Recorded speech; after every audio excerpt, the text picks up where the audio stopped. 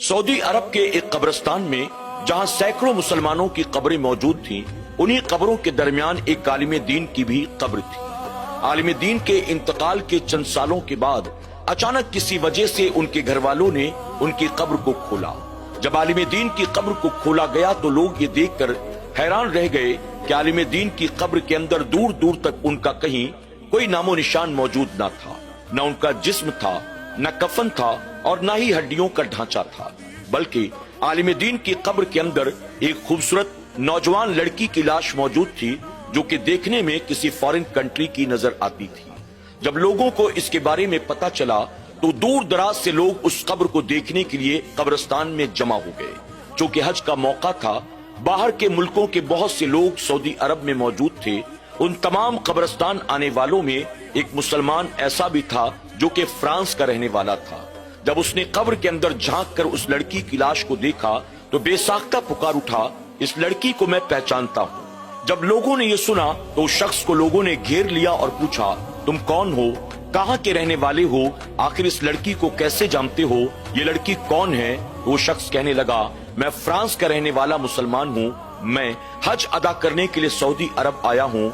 ये लड़की मेरे पड़ोस में रहती थी, ये एक ईसाई की बेटी है। चूंकि हमारे आस पड़ोस में मुसलमानों के बहुत घर थे, ये लड़की मुसलमानों की वजह से इस्लाम से बहुत ज्यादा मुतासिर हो गई थी। अल्लाह ताला ने इसके दिल में इस्लाम की मोहब्बत पैदा की। इसने धीरे धीरे इस्लाम के बारे में सीखना शुरू किया। ये चूंकि मेरी पड़ोसी थी, मैंने भी इस्लाम के ताल्लुक से इसको बहुत सारी बातें बताई थी। अल्लाह तबारक ताला ने इसे कलमा पढ़ने की तौफीक अता की। ये अपने घर वालों से छुपकर मुसलमान हो गई थी। एक दिन अचानक इसकी तबीयत खराब हुई और तबीयत खराब होने की वजह से इसका इंतकाल हो गया। इसके इंतकाल के बाद इसके माँ बाप ने ईसाई रीति रिवाज के हिसाब से इसकी तदफीन की और ईसाइयों के कब्रिस्तान में ले जाकर उसे दफन कर दिया गया। उसके बाद क्या हुआ मैं नहीं जानता। वो शख्स कहता है, चूंकि मैं हज अदा करने के लिए आया हूँ, मैं इंशाअल्लाह हज अदा करने के बाद जब वापस अपने मुल्क फ्रांस जाऊंगा तो मैं इस लड़की के घर वालों से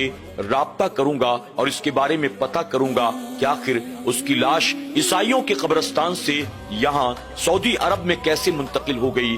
अब वो शख्स हज अदा करने के बाद जब दोबारा अपने मुल्क जाता है, वहां जाने के बाद लड़की के घर वालों से राब्ता करता है, उन्हें सारी कहानी सुनाता है और इस बात पर राजी करता है हमें उस लड़की की कब्र को खोद कर देखना चाहिए, क्या उसकी लाश कब्र के अंदर मौजूद है या नहीं। आखिरकार उसके घर वाले इस बात पर राजी हो जाते हैं और फिर जाकर ईसाइयों के कब्रिस्तान में उस लड़की की कब्र को खोदा जाता है। अल्लाह अकबर। जब उस लड़की की कब्र को खोदा गया तो देखने वाले ये देखकर हैरान रह गए कि सऊदी अरब के कब्रिस्तान में जिस मुसलमान आलिम दीन को दफन किया गया था, उसकी लाश जो उसकी कब्र में मौजूद नहीं थी, अब उसकी लाश ईसाइयों के कब्रिस्तान में उस लड़की की कब्र के अंदर मौजूद थी। अल्लाह अकबर। यानी वो ईसाई लड़की जिसकी लाश को ईसाइयों के कब्रिस्तान में दफन किया गया, उसकी लाश वहां से मुसलमानों के कब्रिस्तान सऊदी अरब में मुंतकिल हो गई थी। और वो जो पैदाइशी मुसलमान था,